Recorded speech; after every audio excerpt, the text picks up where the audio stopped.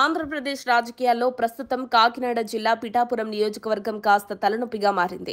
TDP జిల్లా అధ్యక్షుడు జ్యోతుల నవీన్ ఇటీవల మినీ మహానాడు సమావేశంలో చేసిన వ్యాఖ్యలు పెద్ద చర్చకు దారితీశాయి. పార్టీ కార్యకర్తల కష్టాన్ని గుర్తించి వారికి పదవులు ఇవ్వకపోతే టీడీపీ మళ్లీ ఓడిపోతుందని ఆయన నిశితంగా హెచ్చరించారు.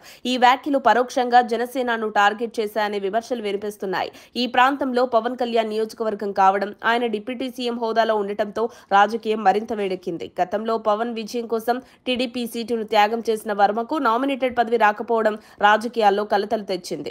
వర్మ వర్సెస్ జనసేన వార్ రోజురోజుకి ముదురుతోంది. జనసేన నేత నాగబాబు చేసిన వ్యాఖ్యలు పవన్ విజయంలో టీడీపీ పాత్ర లేదన్నట్టు మాట్లాడడం టీడీపీ శ్రేణుల్లో తీవ్ర అసంతృప్తికి దారితీసింది.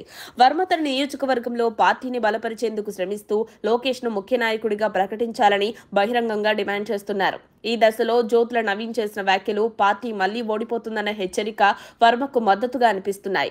ఇక ప్రజల్లో టీడీపీ క్యాడర్లోనూ వర్మకు పదవి ఇవ్వాలనే కోరే స్వరం వినిపిస్తోంది. చంద్రబాబు ఈ నెలాఖరులోగా నామినేటెడ్ పదవులు ఖరారు చేస్తామని ప్రకటించారు. వర్మకు పదవిస్తారా లేదా అన్నది హాట్ టాపిక్ గా మారింది. ఇకపోతే టీడీపీ జనసేన మిత్రపక్షాలుగా కలిసి పనిచేస్తున్నప్పటికీ పిఠాపురంలో కలహాలు గమనార్హం. ఈ విభేదాలు సమగ్రంగా పరిష్కారం అవ్వకపోతే రాష్ట్ర వ్యాప్తంగా పార్టీ శ్రేణులపై దాని ప్రభావం పడే అవకాశం ఉందని రాజకీయ పరిశీలకులు హెచ్చరిస్తున్నారు.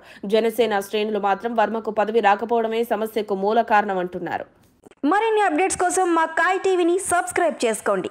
మా వీడియో కనుక మీకు నచ్చినట్లయితే లైక్ చేయండి, షేర్ చేయండి. మీ విలువైన అభిప్రాయాలను కామెంట్ బాక్స్లో తెలియజేయండి.